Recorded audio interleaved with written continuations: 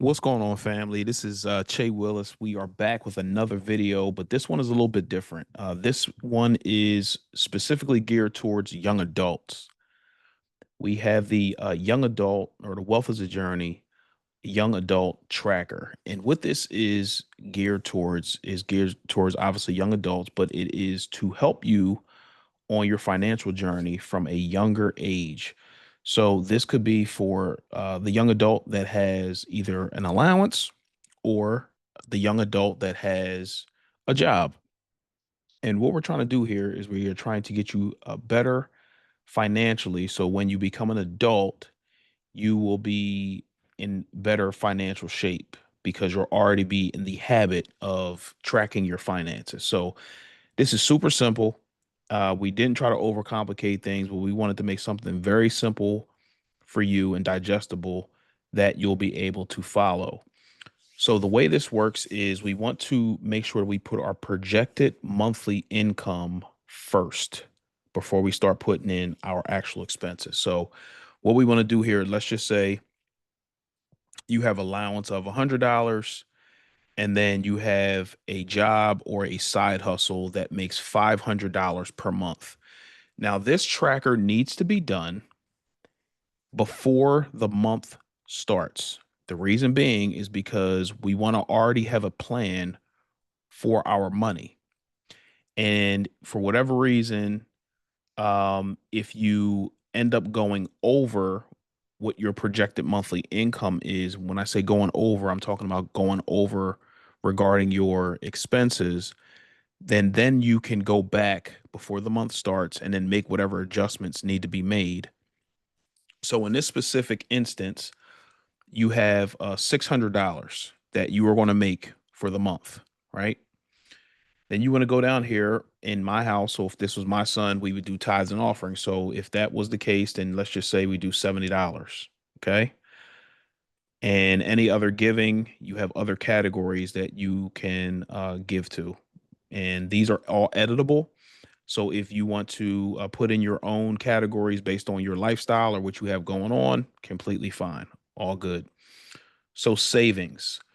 We want to start saving towards something. So whatever your goal is, if you want to save for a starter car, if you want to save to go on vacation, or you want to save for whatever your short-term goals are, then we want to put some money off towards savings. So that could be 10 to 20%. So you can put like $60 here since that'd be 20% of your income. And then if you want to save for a emergency fund, you can have that as well. That is there for you.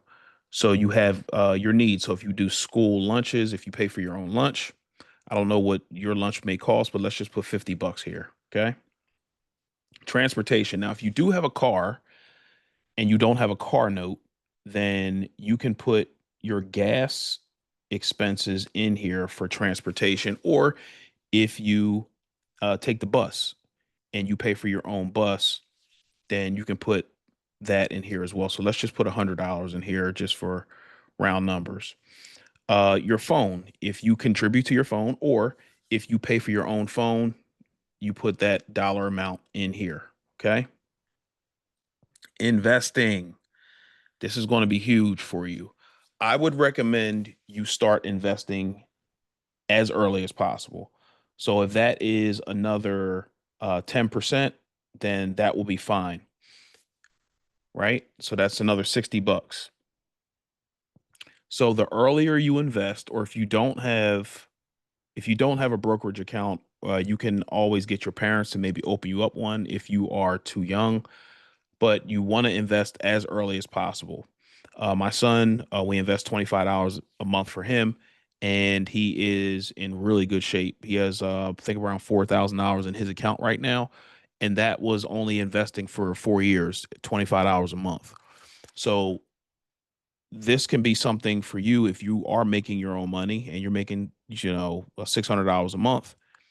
You can invest at the very least $60, and then that money over time invested with growth. And if you have dividends that your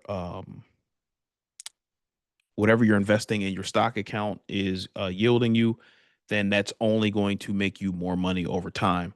So this money that you invest at an early age can be something that you can invest in your first house or your first nice car or apartment or whatever the case may be. So we always want to be thinking long term. So the investing piece here is going to be huge for you. Now, once if you want to go hang out with your friends, what does that look like? If you spend, $100, $200, whatever the case may be, for in this instance, we're going to do $100. Any subscriptions, if you have Apple Music, Title, anything of that nature, if you have more than one streaming app that does the same thing as the others, like if you have Apple Music and Title and Spotify, then what I would recommend is that you take it down to one because they all play the same music for the most part. And there's no reason for you to have multiple streaming apps to do the same thing. So let's just put $20 here. If you want to buy some shoes or anything of that nature, you can always put money aside for your shoes. But what we're doing here again is we are forecasting what we're going to make and what we're going to spend before the month starts. So when I say forecasting, all that's a fancy word for saying we're planning out our money. That's basically all we're doing. So if you look here, we said that we were going to make $600, okay? And then here, our expenses right now are only equaling $560. So what does that mean to you? That means that you have another $40 that you can spend on something else or put somewhere else. So for me, maybe you want to put another $40 in your stock account so you'll have more money later on. Or if you want to put it somewhere else, but in this example, we're just going to say that we're going to put it in our stock account so we can have more money later on. So now what we want to make sure is before we start actually getting the money in, we want to make sure that the projected monthly income and your projected expenses are equal. We want to make sure that our expenses are not more than our income. Why is that? Because that means that you will be overspending, and we do not want to do that. Okay. A lot of adults are in bad financial problems right now because they were not taught this and they overspend at times, which then leads to them not having money. And we want to change that for you as the young adult. Okay. So the last part that I want to talk about here is when you start getting the money in, okay, then that's when we want to start tracking it. So let's just say you get paid every 2 weeks for your allowance. You want to start tracking it. You put $50 here. When you get your other $50 2 weeks later, then that's when you can put $100.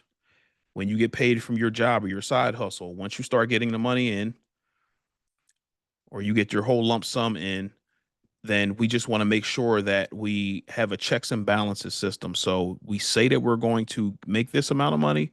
Then when the actual money starts coming in, we want to start tracking it. Now, last thing here is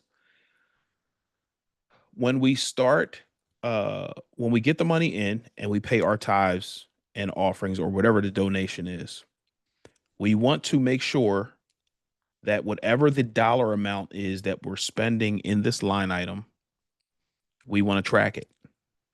So we're going to put in here $35. What that means is that you have $35 left to spend in this category. Okay?